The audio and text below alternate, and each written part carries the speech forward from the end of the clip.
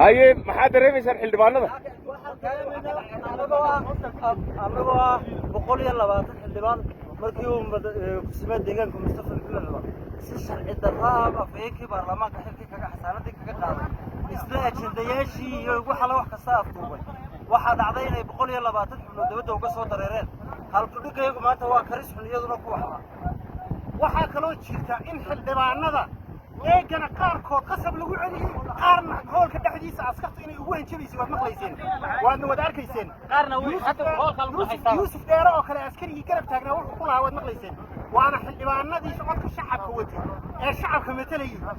maanta waxaa ka dhacday arrin taariikhi oo taariikhda geli doonta xildhibaanadiina ahmiyadoodii way ka soo wada dhaqaaqeen markii ay afhayeennadu ula timid wax sharci darraa خبرات وحقا صار إن سيدا وضع صعب أنت نقول بدنا دبل بعدين ساكم حد عي ساكم حد علي وحد علي حلي والله ينعد كي لسين وايو هو شخصيات أنا للدون إن مو ينعد كي لصور إن لسين وايو وحكى لون على الدنيا أجدي ودك أجدي لصور إن للديو لما أجدوا لصور سعدوا ديدي وحكى له وهلسي حياة هاي رجندجان waxay ahayn kalsoonida xukuumadda iyo kala qashada iyo afayeenka xil diyaarintiisa cusub afayeenkii iscadilay afayeenkii bedeli lahaa in la xiloo diyaariyo waxa kale oo weelisay gabadha inay iska waayaan awoodii ay lahayn xildhibaanadu inay tuftay oo ay diiday inay codki u qaybiso dad yar oo shaqaalaana intay tira halka taga inay tira intaas yidhi socod ay tiraado oo codki u diido inuu sax yahay yaa diiday inuu gacan taagtay ama tiran dhibaatadaas qabsatay saas ka soo baxday dhibaatada saaka dhacday waxay ahayd jadayaashii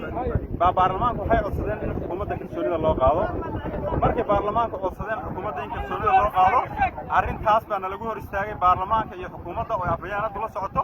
afhayeen ku-xigeenadu la socoto arrintaasaanu isku afgaran weynay markaa isku dhac baa meesha ka dhacay baarlamaankii waan ka soo dareernay wax yaroo meesha lagu celiyey baa jira waxaan bulshadannada u caddaynaynaa shacabka islaamka Soomaalida Ethiopia islaamka Soomaalida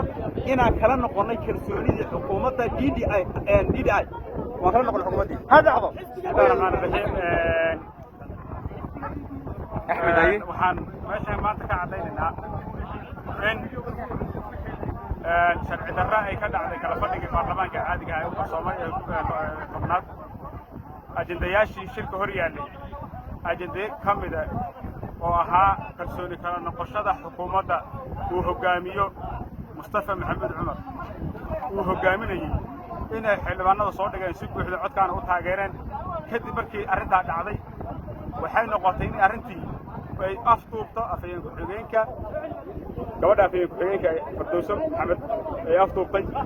markaa kadib oo kaca xukuumadda waxa weeyaan xubnaha golaha xildhibaanada sharafta leh oo 110 dhan hadda waan ka soo baxnay waxaana go'aan ku gaadhnay in mataqaana go'aankanaga ahaa xukuumadda kalsoonidii waa kala noqonay marka waxaan farayaa dowladda federaalka hay'adaha mataqaana kala duwan baartiga mataqaana BB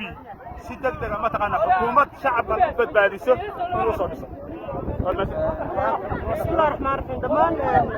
shacabka dowladda Soomaaliya waxaan ku wargelinaynaa in afduub culus ka dhacay guriga golaha baarlamaanka kala fadhigiisii tobnaad aan caadiga ahayn maanta afduubkaasoo ka mid ahaa lixdii ajende la soo dhigay si xor ah in loogu daro ajendayaal kala noqoshada ma garanaysaa kalsoonida xukuumadda oo kale kusimaha hadda ma garanaysaa si hayaha ah taasi markay dhacday waxaa guriga gudihiisii ka dhacay in lays afduubo laysma xoogo awoodna laysu adeegsado kadib annaga oo baarlamaan dhan 120 xubnood ah waxaan kaga soo baxnay in aanan u dulqaadan karin dhibaatada ka jirta meesha kalsoonida xukuumadda saacaan kagala noqonnay hanjabaad badan iyo albaab xidhasho badan iyo macnaha boorsooyinka gabdhii lagala hadho moodaladii naloo diido dhibaatooyin culisna ilaa hadda meesha ka jiraan waxaan idiin sheegaynaa dhammaan shacabka Soomaalida waxaan u sheegaynaa ee ku nool 12 gobol inay si xor ah uga hadlaan Mustafa oo cambarayeen barnaamijka ka sameeyeen arrinta maanta baarlamaanku sameeyay assalaamu calaykum annagoo xildhibaanadii heer deegaana markaan aragnay in sharcigii iyo dastuurkii la xoogayo afhayeen ku-xigeenkuna hogaamintiisa ay 100% ay xumaatay isaguna uu la hadlayay dad uu gooni ula soo ballamay oo codka u siinayay ayaan annagoo 120 xildhibaan aan ka soo baxnay waxaana idiin sheegaynaa shacabkii annagana soo doortay in aynan حكومتي عن حكي عن كلا نقني وعن كلا نقني هو الشيخ هذا السلام عليكم أنا وأنا الجبان مركز أمامتي حاجات كسوبة حاجات كسوبة أنا كسب حد جمال السجاج طبعا كنا هنا عبد الله يوسف وبرضو الموبايل كده اللي يجي ولا يروح يراي وهذا بنات وصل بحاجة حاضر قصة بحدين المركب waxaan uga soo baxnay markii aan codka qaaday ajandayaasha ay codeeyeen 48 ay inta kala diideen xildhibaan inta badneedna diideen boqoliyo ayuu baa shirkii la afduubo la yiri boqoliyo shan baa saas uu ku aasasay magacaygu waa xildhibaan Xaalid Musaali ana xildhibaan ka soo baxay Doorabay waxaan saak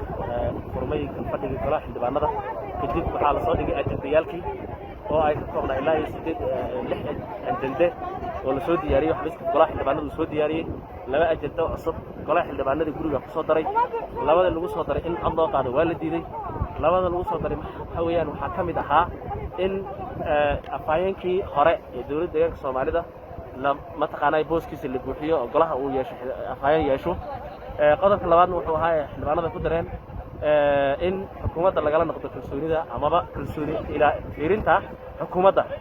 قلها حلبانا ذا كقبان أما شعب منه كقبان أي هاد اللي نقدر أجدو لا بعد قدر دبعتها كي ما تي إن لا الله قادنا والد دي السعد بان اللود دي حاصل هري أجنديال كل إحدى هاي كلا ذاتك إن لا أصحي قاعد وتاجي وحيان تردو كنت اللي حقب باي حيان tira waxa meesha golihii laga sheegay oo uu shirkidoonka sheegay 110 xildhibaana ayuu sheegay ahayd dan hadii ay suurtagali wayso wixii lagu daray xildhibaanada ay soo jeediyeen ajandayaalkii lagu daray looda ajandaha ee kalsooni kala noqoshada xukuumadda iyo afayeenka cusub ma taqaanay ku daristiisa asxaabtiisa ahayd ay diideen golihii shirkidoonka uu diiday golihii uu cuntul waa inuu sii fadhiyo in tiradooda ugu badneedna way soo baxeen لا ترى هذا قبل يتغنى عن قناة كجونا ترى بدنا وصلوا عندما نقصوا حولتي اللي كسو قارين عيدا بحليني دبعت بدنا إنه يكون عليه هذا ومرجع وأنا مالي يوم فينيا وحوي عيدا كي وحاجة شرعية أنا هذا هو بسنين أيام أنا سيارة قلدان أولد من عيدا كي وحاجة تنتقي بقى سيدي دوحان الشرعية عيدا شرعية ماشي وتقاناي ودنكا إن أي دبعتها على وشر جرينا قطع على الصوماليين أنت صيام شيء وما سنتي. بسم الله الرحمن الرحيم وعرض رحمت ساكا وحنون معنا كلا فرد جنّجي وحوي محيد الشنار كرم حلبانا ضفدي وحيا هايين بقولي وحيا هايين سيدتها وحوي محو هاي حلقي وحوي حاجندياش ماشي يعني اللي حاجنديا هايين أنا قال لي أجندان قدر سني أفيان عصبني ماشي محن كذا لو قصة ترى وأجندا أي نقطة إني وحوي كرسوني ولا قلنا نقطة محيد حكومتها أيام قصة درسني حلقي وحوي أجندياش أنا عدك الله قاعد لها أيام وحوي عدك لقلقلية كدي مركي عدك لقاضي أي تبع ترى لحد قطني لحد نوط أيام وحوي أنسحية إني وحوي أجندياش الأنسحية عمني كلوي ديدين عدك لسوي يرينا وحوها بقولي طوال اللي إني عدك محفر هذا وحيان نظام مفتوح وعبور السوق فربنا ماشي محفر كثير دنك عيدك وحوي قبل حاجة الكرسي كلا قال هذا حاجة الباب كلا عليه حالات بدنا ماشي كذا عليه سيدون بس هاتي أنا ماشي فتنا إنه شغلنا إنه حكومة الكرسي كلا نقني سيدا سانو نقول نقني وحالنا هاي وحوي محفر هذا أنا شيء شعب كنا كشرف كلا أنا شيء إنه سيدا أولا صعدنا سيدا وقعدان أنا وحوي محفر واجبات كنا صارنا كسب إحنا طلبات إن شيء وحويان إني وحوي محن كراday federaalka xukuumadda sharafta leh ee federaalka inay 24 hour ay waxaway nagu soo gaaraan sida shacabkooda badbaado ay u siin lahaayeen inay nagu soo gaaraan midda kale ee sheegaya waxa weeyaan muxuu ahay xisbiga PP anagu xisbiga PP baan ahay xisbiga dowladda shacabka Soomaaliya Itoobiya ahay waan soo wareegnay magacaan cusub ee PP dan qaadanay ilaa iyo nafuris xisbiga PP baan la taaganahay oo waxaway ahaanayna balse laakiin xaaladda maanta taagan ee golaha baarlamaanka ee deegaanka ee shacabka ka taagan xukuumadda federaalku inay na soo farageliso 24 hourna ay nagu soo farageliso ayaan waxa weeye maxaan ku rabaaq u gaarsiinay بسم الله الرحمن الرحيم magacaygu waa xildhibaan Axmed Cabdi run ahaantii saaka waxa dhacay waxa aad looga xumaado annagu waxaan ahay xildhibaanadii deegaanka shir baan loo qabtay shir baan loo yeelay waan u ogolaanay goobta shirka lagu qabtay waa madaxtooyada ma ahayn goobtanadii annaga lagu qaban jiray sababtaan u ogolaanayna waa danaha sharciga iyo ajindiyaal la xiriira inaan ku aragno lix ajentay xukuumadda soo dhigtay laba ajenta ku darsan oo ah kalsooni kala noqoshada xukuumadda maadaama ay ku guuldareysatay hawlihii nabadgelyada horumarka maamulka suuban iyo shaqooyinka loo idmaday ay ku guuldareysatay hal sanana xildhibaanada aynu shir u qabanay ayay lixda ajenta soo dhigtay annaguna labadaasaan ku darsanay kalsooni kala noqosho iyo afhayeen cusub waayo afhayeen baa meesha ka baxay hadda imisaad ku soo baxday hadda waxaan ku soo baxnay ugu yaraan 103 xildhibaan way soo baxeen imisuna ahaa quorumka quorumku 100 iyo wuxuu ahaa 84 muxuu ahaa isoo sheegay hadda inta aan banaanka aqlabiyadda marka soo baxay aqlabiyaddu way soo baxday dad fara badan oo gabdhaha doorashooyinkooda laga haystay xoog lagu celiyay yaan lagu ceeboobay meesha ku jirta xukuumadda federaalka waxaan amrayaa meeshan dhibaata ka jirta deegaanka haddaad shakhsi iyo laba ruux aad u danaynaysaanna u daneeya haddaydan u danaynin annagu shacabka iyo sumcadiisa ma garanayno waxaana raalli ka ahayna maanta cid kuma qasbi karto xukuumadda federaalka iyo xisbiga ra'iisul wasaaruhu waa inay si adag isu farigeliyaan cid kasta oo activista iyo cid kasta oo ummaddan ka naxaysana maanta ta dhacday waa inay ku tusaale qaadato wasalaamad